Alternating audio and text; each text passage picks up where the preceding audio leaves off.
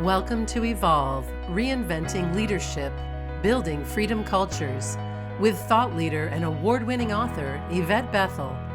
This podcast provides you with insights and ideas you can use to reinvent your culture through trust and the principles of interconnectivity, flow, and balance. At a time when the world is rewriting the rules of work, traditional leadership practices are not enough. It's time to perceive persistent challenges through a new lens. It's time to evolve. Well, hello everyone, and welcome once again. This is your host, Yvette Bethel, and the topic for this episode of Evolve is innovative leadership. And we have with us business owner and innovator, Nick Sherrard. Did I pronounce your name correctly, Nick? Yeah, that's great. Sherrard? That's good. Yeah, okay. absolutely. Nick is the managing director at Label Sessions, the world's leading innovation expert network. He's changing the way that business makes change happen through accelerator programs and access to invitation-only networks of advisors, mentors, creatives, leaders, and non-executives. Before all of this, Nick was a director at a Big Four consultancy, managing director of a fast-growing agency, and built brands and products from the inside out. Now, Nick is sometimes said to be the only person to have run a lab inside a media company, a circus, a government department, and a bank. But I also learned that Nick describes himself as a chicken herder. So, hello, Nick, and welcome to Evolve. Hello, great to be on. I'm so curious about the chicken herder. Could you say a bit more about that? Well, I just like it because essentially I think, especially because if you're someone like me who does the innovation thing, so everyone wants to talk to you about product development processes and all these kind of very abstract ideas. I think it's just good to remind people that a lot of it is organizing people, which can feel much more like chicken herding sometimes. And I think especially because, yeah, exactly. That's the whole thing. So I feel like it's good. I've started using that in my profile on social media so that people kind of get a feel for what I'm about more than all of the classic business terms. That's my key skill, I think, chicken herding. Okay, so I'm also curious about your path to innovation and how you got started here. Why'd you do it? Yeah, but my path is really unusual, although it makes lots of sense when you talk about it overall. Because essentially, I was someone. I've always been someone who just likes making things, and so whilst I was at university, I set up a theatre company and started doing things in the arts. And I spent probably the first 10 years of my working life being a producer in the arts world. So sometimes in the circus, as you mentioned in my build-up in a circus school in London, sometimes in heritage and museums, but all the way through that. And then I should say also a lot around experimental music is where things kind of went more forward. And through that whole period, I was just really enthusiastic about the act of making things and really passionate also around the role of culture and creativity. But through that process, I started to pick up the skills that would allow me to build all kinds of different things in different ways. And through a sort of peculiar series of events, transferred over from the arts world into the tech world and the kind of classic world that uses the word innovation. So therefore was developing products in things like banks, where we ran a lab that was building new smartphone apps, and in other industries like utilities, doing similar things to that, and kind of building out new propositions across all these different sectors and areas. And that led into me running a consultancy called Market Gravity, which did innovation globally. And then that was then acquired by Deloitte. So therefore joined the Big Four consulting firm for a while. So in terms of, I used to sometimes say I was the only person in the world who ran away from the circus to join Deloitte, but entirely by accident, because of the way things work through. But, so in terms of working in the circus, working in Deloitte, working in a bank, working in a government department, all sound very different. The core thing I was always doing was making the new thing and trying to gather a team and run a team such that we could make a really good new thing, whether that new thing be a brand or a product, or whether it be a production or a tour in the arts world. It's a very similar process, it seems to me. And then when we set up label sessions more recently, we always had this kind of vision that we were doing a business thing. So we're gathering people together to build new brands and new products or to change the way they do innovation. But we're doing it in a way that's quite heavily influenced by the art world, which is why we use the term label. So we're like a music label, but for leaders who can come into businesses and make things happen.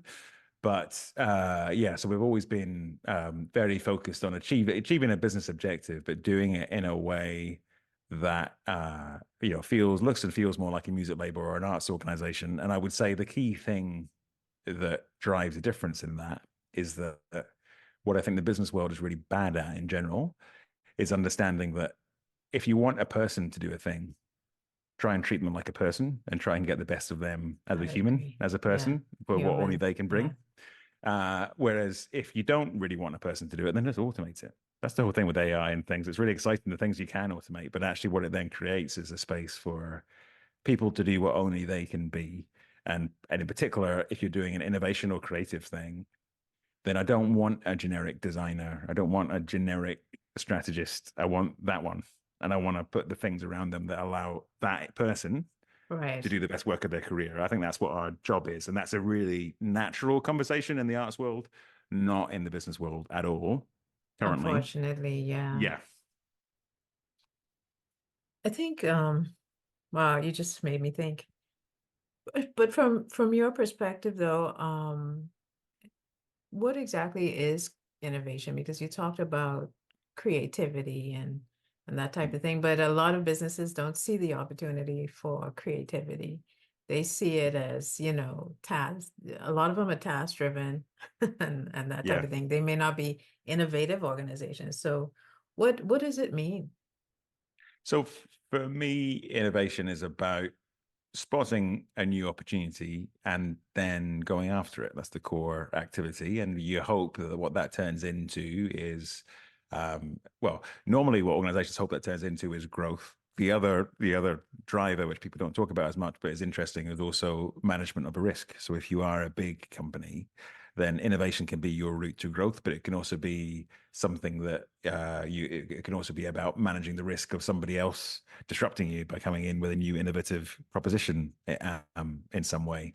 So yes, I mean, to me, it's all around that core task, and therefore there's lots of systems that people have built around innovation in business. So design thinking is one of the dominant ones for a kind of period of time, and I think one of the interesting topics, therefore, is that a lot of leadership of innovation is currently thought of as management of a process. And certainly there are really useful processes to have in mind. But I think it's interesting in terms of a lot of my time, I've ended up leading a lab or helping people set up a lab, which to Mm, me is all essentially in a nicer way than this, a nicer way than I'm about to put it. Labs are really a kind of useful way of a team line to the rest of the business, because labs allow you to talk about this very kind of structured R&D process, which mm, inevitably you can set up, and you can set up your teams on that basis. But ultimately, innovation relies on some people spotting something that nobody else has spotted, or sometimes combining two ideas together in a way that nobody else has done, which is a very human process and therefore less susceptible to being planned out in a week plan. Now, in order to make that work, you need to create the space for it. So therefore, you can create a project plan, and you can have your kind of 4 weeks for research and 4 weeks for experimentation and such things. And those things are all really important. But I think, again, I come back to this thing, which is if you really want to be great at innovation, what you need to find is precisely the right people to bring together around that challenge, and then create the environment in which they can get to a breakthrough. And I think that's the core of what good innovation leadership is, or innovation management is. You know, I once, something you said just made me think of this business owner who said, I would like, and this is a really command and control culture. Hmm. Everything was by the book and that type of thing. So there really wasn't much innovation happening. So he was like, I need my people to be more innovative. I need them to come up with ideas. I need them to problem solve. And you said something very interesting. You need to bring the right people. Hmm. You can't expect a culture that's based on control to actually run like a culture based on Yeah, creativity. and I think also innovations are an area as well where a lot of executives have a very fixed idea of what an innovative person is, which I think is quite dangerous. So the most executives, and I Ah, wonder whether it was that person, what the person that was in that person's mind, whoever it was that said that to you, their idea of an innovative person is someone who's very extroverted, who therefore walks into the office and it will throw lots of opinions around, and will often be very much a generalist, which is a fine thing to be. But it's kind of the sort of people who historically have been really strong in advertising agencies or in design agencies, and have quite often risen to the fore in design teams. Now that's a great personality type, but one of the things again that um, everyone in the art world knows, but a lot of people in the business world seem not to know, is that actually there's a lot of there's a lot of people who are very good at innovation who are not very extrovert. They're quite often quite obsessive. They're quite often quite awkward. They're quite often filled with self-doubt because actually a lot of the behaviors that make you really good at innovation are the sorts of things that lead you not to be happy with the result that everyone else is happy with. So whereas the person that is the typical innovation personality will go, well, I've got 80% of the way there in understanding this challenge. So I can go into the boardroom and I can give a really good pitch for half an hour on this. And they do quite well in those kind of cultures. And that's a good skill set to have. But actually, if you want someone to really make a breakthrough, then you also want some of the people who will think, I only understand 80% of this problem. I can't possibly go into the boardroom next week until I understand 100%. So I'm willing to put in the extra work or do the extra research interview or go off to the extra conference to try and understand the extra 20%.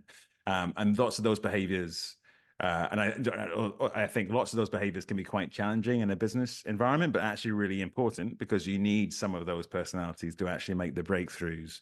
And I think, there's an element of team here where you need people who can stand up in front of a room and get everyone to buy into this great big journey. And sometimes that does require a bit of the kind of self-confidence, extroversion kind of piece. But you also really need the people who are willing to go the extra mile on the problem.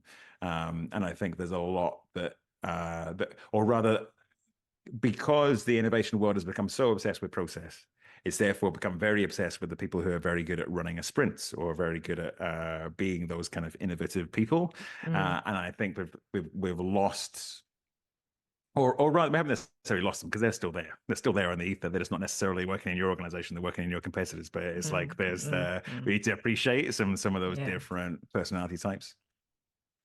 Yeah, it's interesting that you brought up what an innovative type looks like, or what people think they should look like, and what they actually look like. From Mhm. your perspective, can you do like a similar comparison for leaders? What people think they should look like and what they actually Yeah. look like that are innovative? Yeah. It's interesting too, actually, because I was speaking to one of our label mates, who's a guy called Sam Conniff, who wrote a great book called Be More Pirate, which is around celebrating different behaviors and such like. But he's really strong on talking around this thing of, um, you know, in many ways, the most powerful thing that a leader can do, which is very, very true in the innovation space, is to say, I don't know. Right. Because that actually is the only thing that fundamentally gives space to other people in your team to start to solve Mm, problems and take things yeah. forward.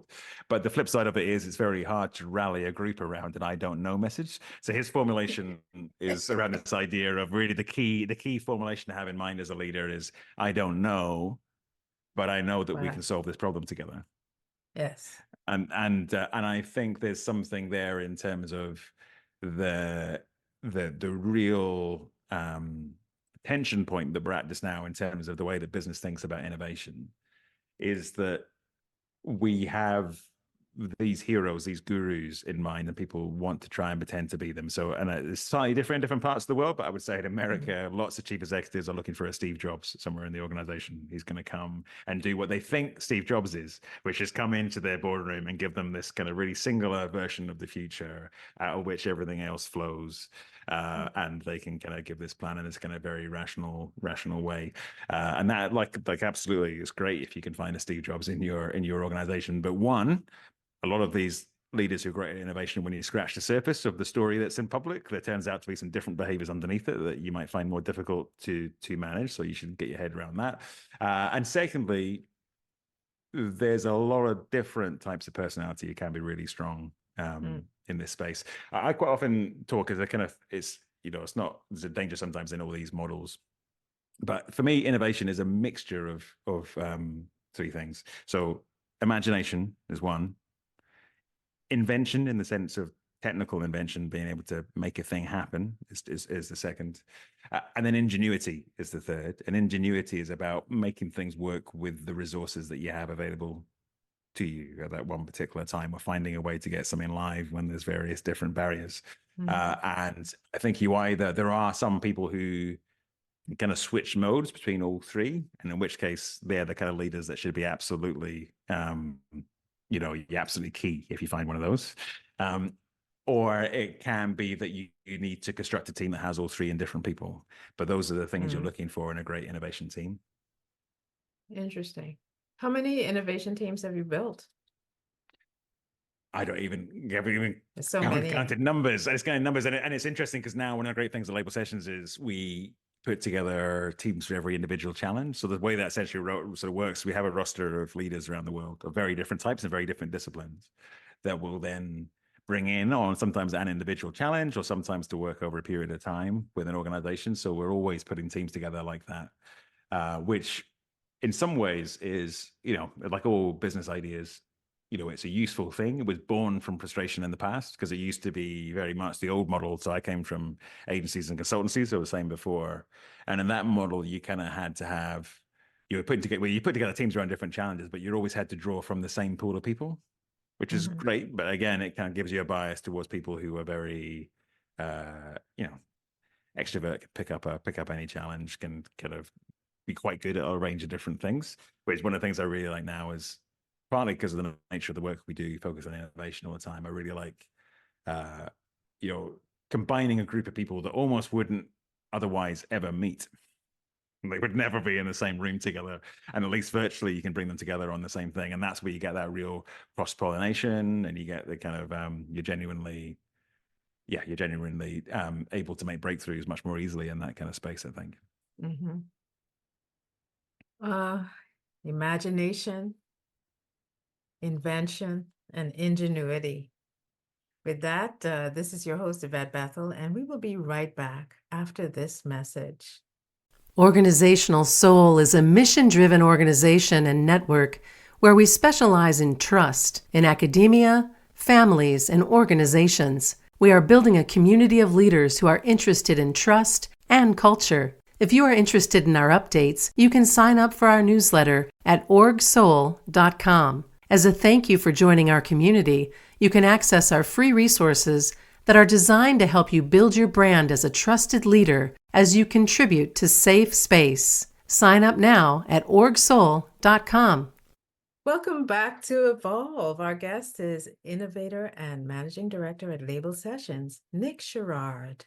Welcome back, Nick. Great to be here back. Yeah, good.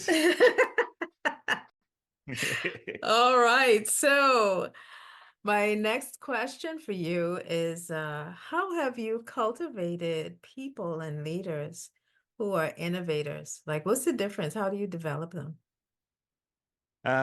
It's interesting. So I think the key thing for me is working on your own superpower, so to speak. Is trying to show people actually what they do, which aspects of that are quite unique, and that's partly through encouragement, which sounds really basic, but I think it's really kind of sometimes under encouragement or appreciation, at least, and kind of constantly showing people where they're starting to do something that other people cannot do.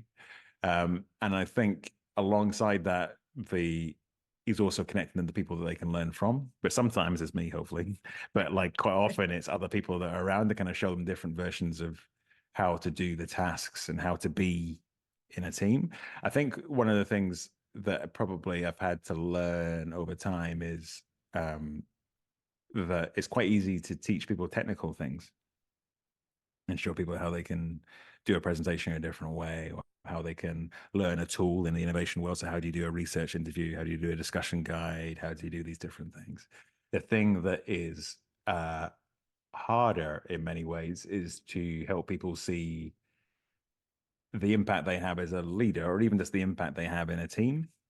And so one of the things I've kind of learned to do is to almost over communicate my personal interest in feedback, because I am interested in those things, but also because I think that's probably the most powerful thing you can do to learn how to be a better leader, is to take a lot of feedback, not necessarily because it's always right. I think that's a really interesting thing. A lot of people, when they come in, and especially when they join one of my teams, there's loads of feedback happening all the time. And it's like, well, is this person going to tell me how to be better all the time? I don't agree with that thing, but it's like, you know, of course it's not always right, but you hear how you kind of came across to that person that time, or how they took that thing you were doing. And quite often the nature of it is you think, well, I didn't mean that at all. That person thinks I was being really dominant, but actually I was just trying to make this thing happen because we had a deadline within an hour's time. Or, you know, there's all these different sort of, you start to realize how you, how you operate in practice, and what the impact of the way you're operating is on other people, which I think is even more extreme now that most of us are remote or hybrid most of the time. Because the hidden truth is most of us are not as self-aware as we think we are. And that actually, you know, there's a lot of low-level feedback I don't think people get anymore, that you have to get much more directly. But what you're describing can be tricky in some organizations. Like, you cultivate a culture where feedback is something that happens. In organizations where that's not the case, and it's not allowed, feedback can be devastating or create victimization or all kinds of things. So what would you say to people in those kinds of environments who want to be more innovative, who want to participate more, but they're not allowed? That's interesting. Yeah. So I think the reason I'm pausing there is I do think that there's always value in hearing how things come across and how you interact, and also how you can learn from the people around you on the basis of, I find it really interesting in terms of, you know, especially I'm based out of the UK, although I work with people everywhere. People in the UK really don't like language like energy, who brings good energy, or who brings good energy in a team. But everyone experiences it on the basis there are certain people that join the call or join a project, and everyone goes, I don't really know why, but everyone seems to sort of have a better time on that project. Good. And people like turning up to the call. And so actually one of the good things that's helpful is to have enough of a feedback culture that people can talk about those things and value those things. There's actually a great example, and unfortunately I've forgotten the name of the cricketer, but it doesn't matter as such. Another very UK example, because it's an example from cricket, but there was a captain who captained both the South African national cricket team and then a county in the English cricket league, that essentially both times went from good but not exceptional to winning everything. And when they asked him how he'd gone through that process of turning this kind of good team into a great team, his thing was to recalculate the way that the team thought about impact. Because in cricket, kind of like baseball and lots of sort of bat sports, everyone obsesses over your batting average or your bowling average. So in terms of that individual, how many points do they score? How many wickets do they take when they step up to the crease? The way he recalculated it was that it would only count in the stats overall if it was a game where the team won, and you made a personal contribution. And what he found was that there were certain players who looked sort of middling importance in the team, but actually when he changed the stats, you realized they were really important. And what it was is that teams are like, his theory was that teams are much more like a system, like an ecology, than they are about a bunch of individuals. And what would happen is there's certain players who would really prepare. And in some sense, that would be not great for their psychology. So as an individual, your sports psychologist might say, actually, you could be a bit more, you could chill out a bit more. But actually, because they were in the dressing room, the other players who are more naturally lazy or gregarious would kind of norm to their behavior. So kind of if they were there, then everyone would prepare a little bit more, which would mean the team would do really well. And when you took that individual out of the team, the other players would play less well. And I think there's something like that in business teams of all kinds as well, where you can start to spot that actually lots of things we call soft behaviors are actually really important. It's like when I've been training people in how to do great workshops, which is an important thing again in the innovation world. One of the things that people keep saying to me that nobody else has ever told them is I always say, like, turn up 10 minutes early, because when you're greeting people into a room, if you've already set up and everything's up on the wall, then as soon as someone comes into the room, you can give them a big welcome. You can find out a bit about them and really feel like they're in the right shape. So that by the time you then do the workshop kickoff and you do your icebreaker exercise or whatever else, everyone already feels quite good to be there and feel like quite recognized, and they feel quite safe and all that kind of stuff. Whereas if you turn up just on time, no matter how good and kind of warm your first exercise is, everyone's already feeling a little bit edge, and there's two people that don't quite get on, and you haven't realized yet it's the facilitator, and all those things haven't happened. So it's like lots of small things that start to build up into quite a different project and quite a different experience of you as a leader that are quite important. And that all comes from being open to feedback as you go through. But I hear your comment absolutely, which is there's some, especially corporate environments, where feedback can be dangerous or a thing you have to manage. So I guess it's trying to find some ways to be open to it informally, and to kind of maybe work with the kind of circle of people that you trust more to kind of have some of those conversations. You said something important, or this is what I gleaned from what you said. With the cricket example, when they shifted from focusing on results to impact, that was when the magic happened. Is that correct? Yeah, I think so. Absolutely. I think shifting to impact, and also understanding the impacts generated by a group, not just by an individual, which I think I also find is especially around innovation and business. People are always looking for, maybe that's the Steve Jobs character thing. That's the thing of they kind of think, a lot of businesses think that if only they had this one individual, then everything else in the business would change. And certainly one individual can make a big difference, but it's going to be a bunch of things that person sets off that change their innovation capability, rather than just this kind of one all-seeing eye that comes and changes everything. There's another way to approach that, because a lot of times people focus on one person, but if you focus, you mentioned it earlier, because I work in ecosystems. Yeah. And I found that a job description is written for the organization, but no one person can deliver a job description exactly the way that it's written. So what I do, or used to do when I was working for someone, is I would split the work up. Even though it was on someone else's job description, I gave it to the right person to do. Okay. And then I incentivized them, even though it was on someone else's job description. And we worked it out together so that we weren't following the job descriptions exactly, but certainly I treated it as an ecosystem. So they got rewarded appropriately individually, but it took the team, because I did this, it took the team from what you described, from being results oriented, to we just created impact. And the team that was made up of, several people about to retire, and, one person from college, we ended up being very high performing. We got awards. So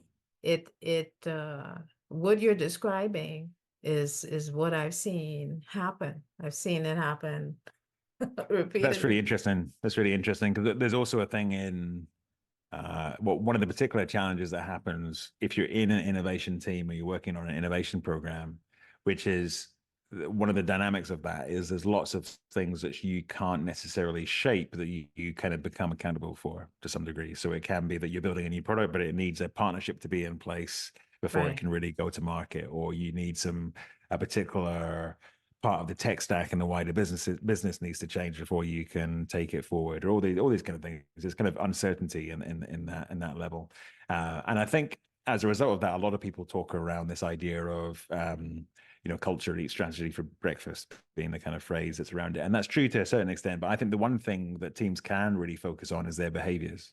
And actually, Yes. if all your behaviors are right, then the results will follow. That's the one thing, but you can really focus down on, which to your point, those behaviors are really kind of like maybe just a different language. We're talking about an ecosystem essentially, because actually, if you as Yes. a group Yes. are very good at the collaborative behaviors, if you're very good at focusing on making a thing rather than just talking about it, if you're very good at kind of finding ways to bring all the different disciplines together day to day and week to week, if you get that stuff right, then all the objectives will start to fall out. On the flip side, when you have teams, and you see this quite often in innovation, where everyone get completely obsesses over the output, then actually they quite often have issues hitting that. It's a weird kind of flip in the way you have to think about it. If all you care about is a lot of innovation teams are measured by one market launch a year, 2 prototypes through into proof of concept, all this kind of stuff, which I can see why people need to do in the budgeting process. But actually, if you just throw that at a team, they tend not to get very far.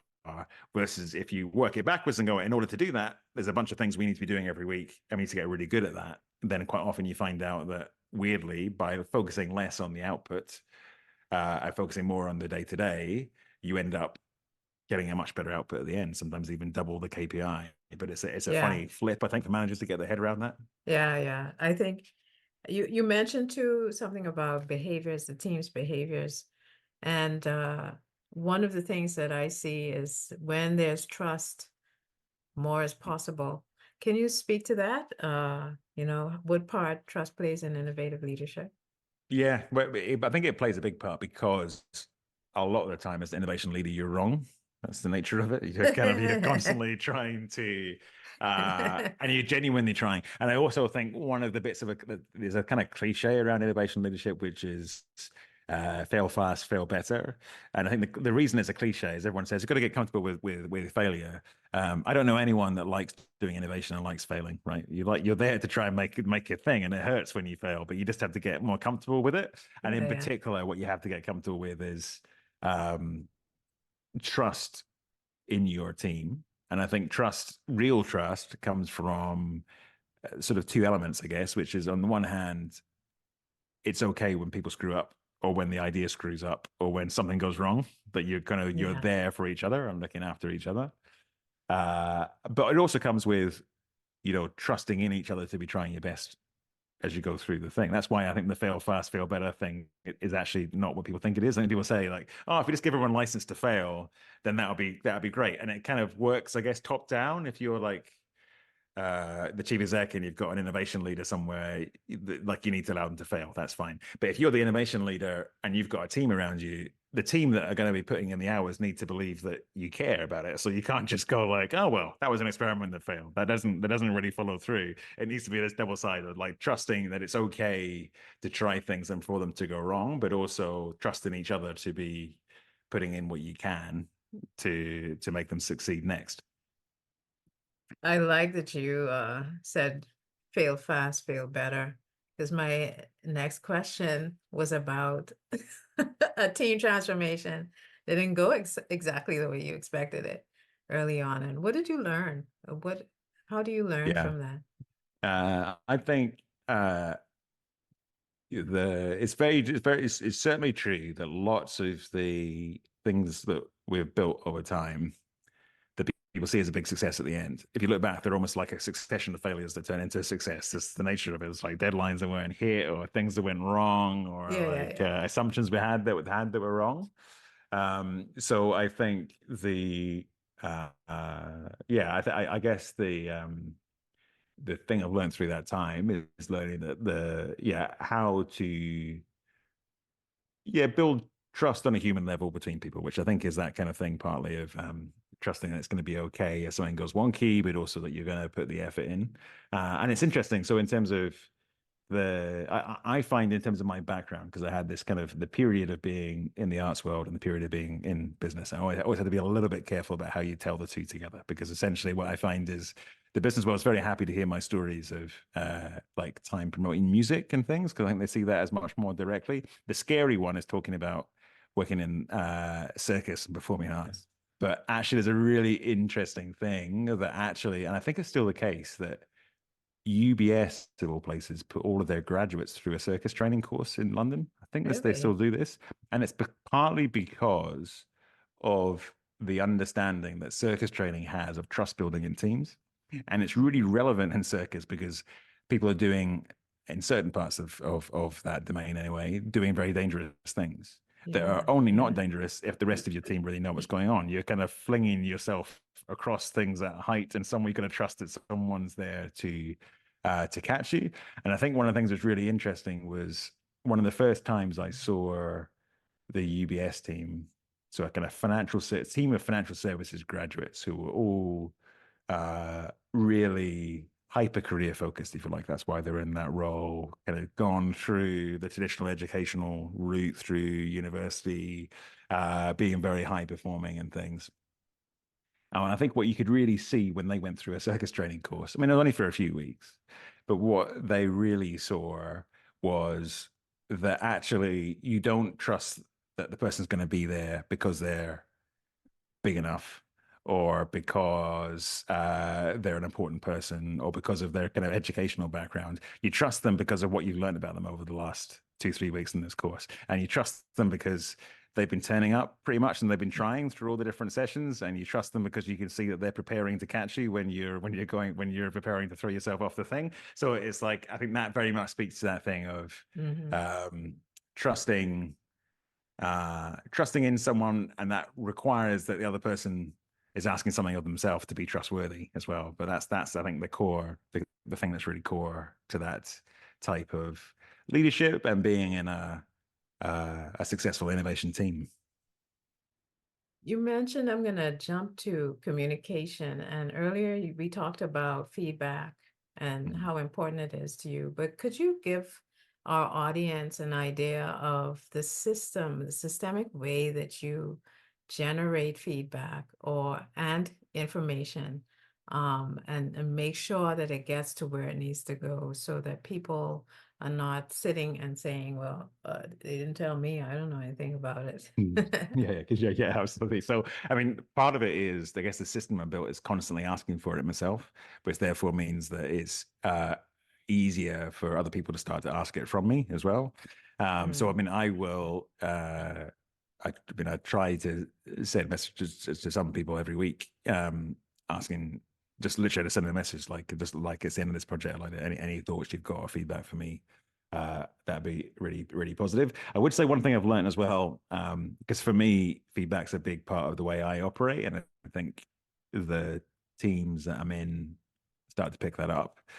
What I don't do is give feedback to people who haven't asked for it, which I think is also the other way around. I find it's almost never positive to do that, even though you can be giving someone advice that you know is really valuable. I see this in particular with lots of the senior leaders that I work with, and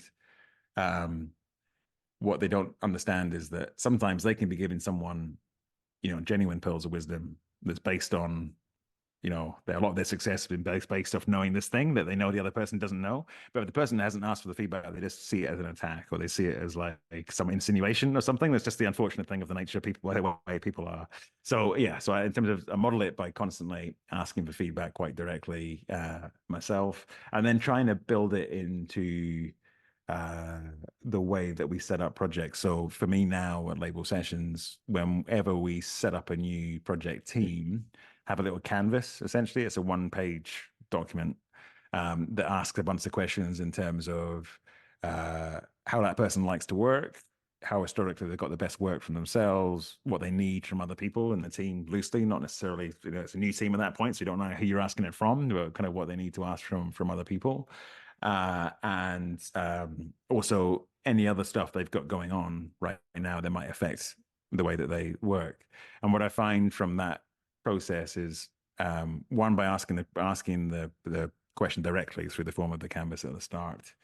People call out both the kind of high level stuff. So maybe they're really big on big ideas, less good at the detail, or the other way around. They're kind of very focused on building things piece by piece, and sometimes, feel they need the rest of the team to give them the kind of North Star.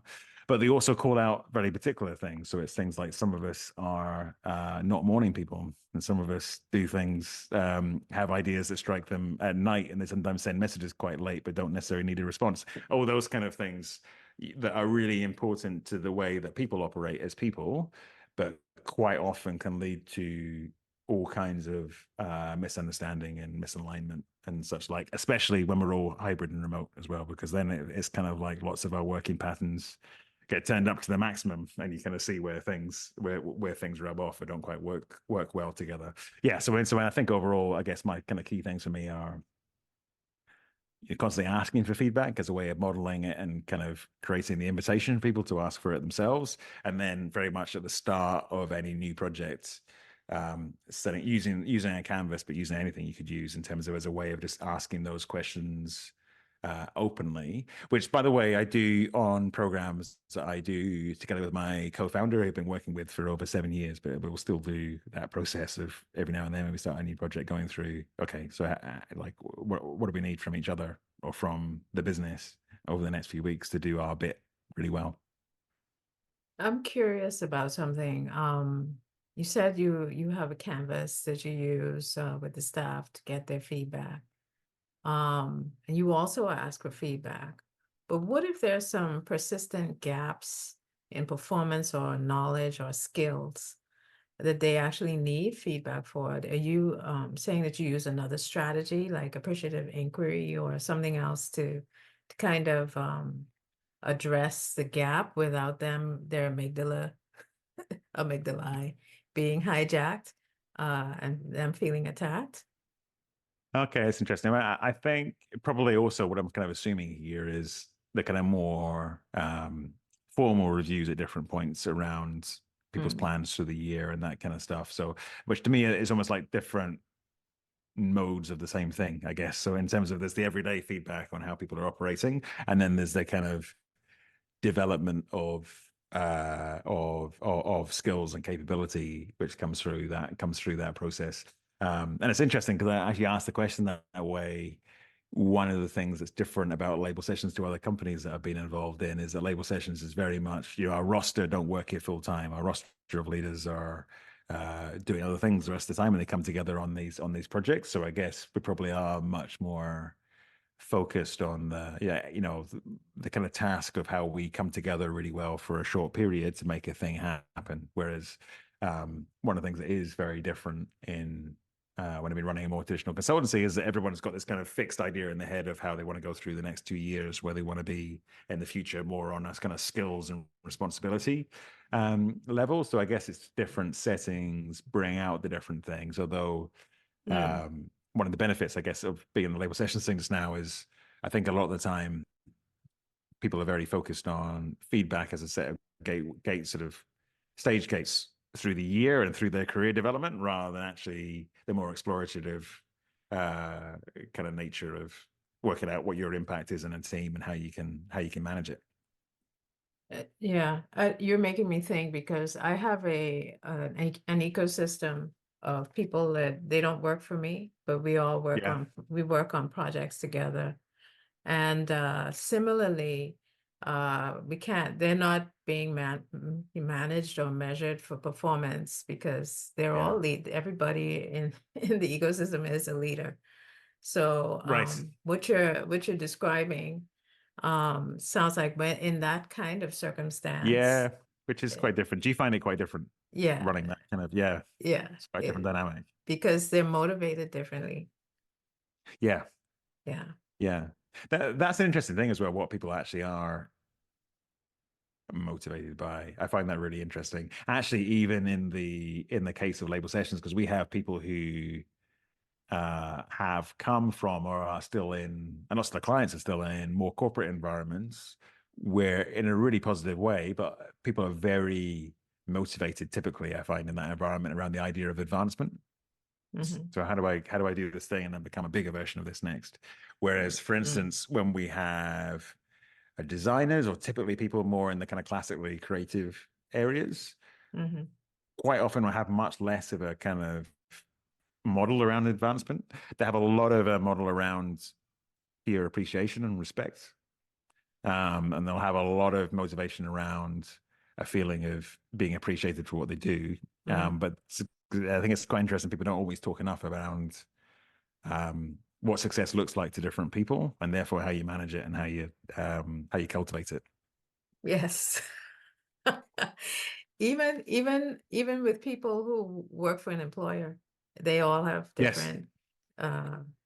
Because I remember once this person said to me, because someone who was very talented didn't want to move up in the organization, and they were making the assumption that the person had no ambition. And I said, I don't know about that. I think they may not have ambition in this path, but that doesn't mean they don't have ambition. And also, it's really interesting that because also my experience of the consulting world was that those systems, very mature, if you like, HR systems, people management systems, but they could not cope with people who didn't want to get promoted. It was like they had no idea how to do that. We talked about people approaching retirement and quite happy. It was like, had no idea. It was like you'd like hacked the system, just like. If someone just said, I quite fancy doing that job for a few more years, I quite like it, and I'm quite happy with my pay and sort of remuneration right now. Like the rest of the conversation didn't work. There was no form for that. Like something like I could talk to you for hours, but as a final question, when it comes to innovation and being an innovative leader, what would you like to leave with our audience? What kind of advice or suggestions?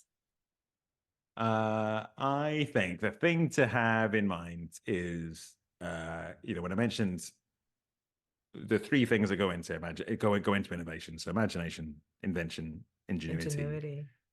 My thing is actually most people have at least one of those three. There's something they're quite good at. And my thing is actually, rather than trying to see innovation as some kind of alien skill set, is to kind of find what are the bits of that I could do really well, and then find collaborators who can do the rest of it. So I think those are the core things. And then the one other thing, which was advice given to me, and it's really good to have in mind, is that if you want to become a more interesting thinker on innovation, or just a more interesting thinker on the work that you do, read more interesting things. It's really basic, but just in terms of just find ways to be taking in information that the rest of your team aren't taking in, because that will be the way most easily that you can start to be useful and start to offer something up when a challenge comes up that they maybe haven't thought of. Fabulous. And with that, I'd like to thank you, Nick, for our interview. Your insights will certainly support our audience with building themselves as innovators and building innovative teams. So before we go, can you share with our audience how they can connect with you? So I am Nick Sherrard on just about every social media channel in some way, but mostly Twitter and a little bit on TikTok, so I've been experimenting. And then also Label Sessions, so labelsessions.com or Label Sessions everywhere under the sun. The content team are great at being across there. So that's probably the two best ways. All right. So this has been Yvette Bethel and Nick Sherrard, and we would like to thank you for joining us on Evolve, Reinventing Leadership, Building Freedom Cultures.